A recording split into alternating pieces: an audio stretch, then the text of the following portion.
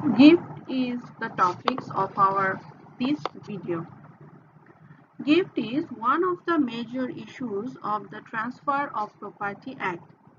Section 122 of the Transfer of Property Act 1882 states the definition of gift, and gift has defined as gift is the transfer of certain existing movable or immovable property made voluntarily and without consideration by one person called the donor, the person made the gift, to donee to whom the gift is made and accepted by or on behalf of the donee.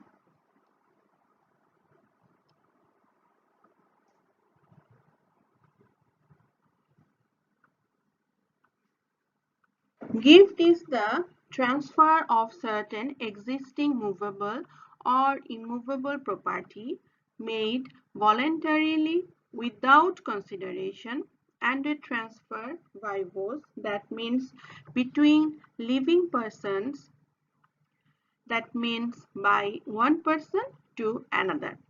According to the Act, the acceptance must be occurred during the lifetime of the donor. Therefore, from the definition, we can explain there are few elements. Those are: number one, declaration must be written by the donor. Number two, must be accepted by the donee, and such acceptance must be made during the lifetime of the donor and while he is still capable of giving. If donor dies before acceptance, the gift is void. That means both the parties, donor and donee, must make this transaction during their lifetime. Number three, the delivery of possession from the donor to donee. Number four, transfer must be made voluntarily. That means there must be free consent without any undue influence.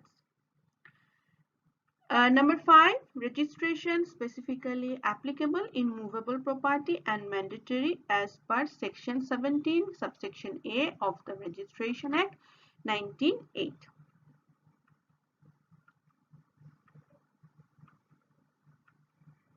That means a donor can gift or can declare by a written document and to the donee, or can gift anything to the donee, and that must be accepted by the donee during the lifetime of the donor and while he is still capable of giving that gift. That means capacity of the contract is one of the essential part for here.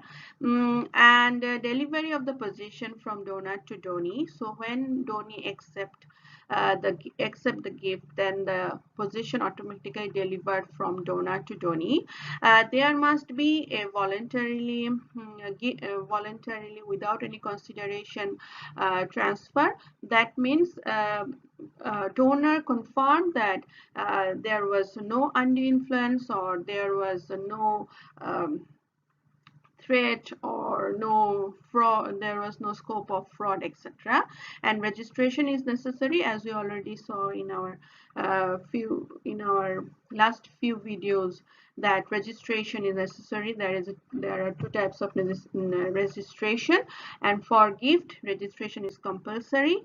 uh, Compulsory for obviously immovable property and mandatory. And in addition, for movable property, it will be good if you are doing the registration of a gift, and the document of the gift must be registered.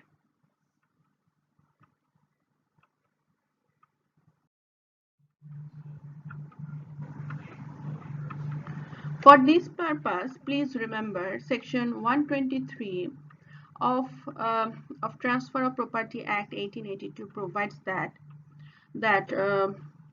the purpose of making a gift of immovable property, the transfer must be effected by a registered instrument signed by or on behalf of the donor and attested by at least two witnesses, which we already saw that two witnesses are necessary, and the documents must be registered.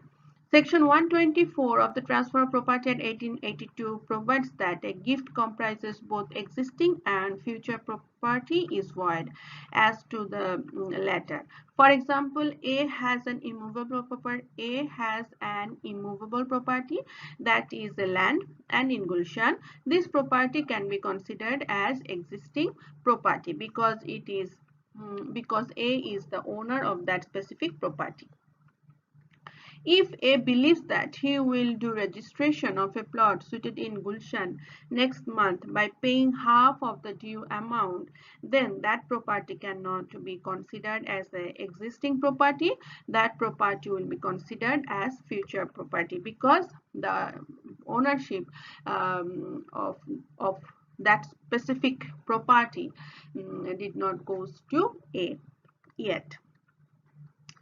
And if A wants to gift comprising both these properties, then the gift will be considered as a void contract because the consideration must be real according to the Contract Act.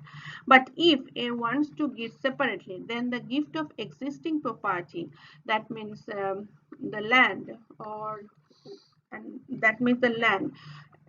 um, land which is the existing property will be considered as a valid gift, and considered as a valid gift under a valid contract, and the gift of future property will be considered as a void gift. That means any property or any immovable or movable property can be gifted by the donor if he holds the ownership of that specific immovable property or of that specific movable property. Section 125 of the Transfer of Property Act 1882 states that a gift of a thing to two or more donors of whom one does not accept it is void to the interest which he would have taken had he accepted. For example, if A wants to gift an immovable property to his two daughters jointly without any demarcation mark between the daughters, then according to the Act, both daughters or both Johnny must accept the gift, otherwise the gift will be considered as a void gift. But if A wants to gift an immovable property to his two daughters commonly with a demarcation mark between the daughters, then according to the Act, both daughters or both can accept the gift, or one daughter can accept her part, and gift will be considered as a valid gift only for her part. For another part, another daughter must accept her part for considering a valid gift. That means if donor wants to gift anything separately and with clear mark or with clear demarcation mark, then each donee must accept their parts separately. But if donor wants to gift any property to two or more donee, then jointly and without any demarcation mark, then both or all the donees must accept the gift, otherwise the gift will be considered as a void gift.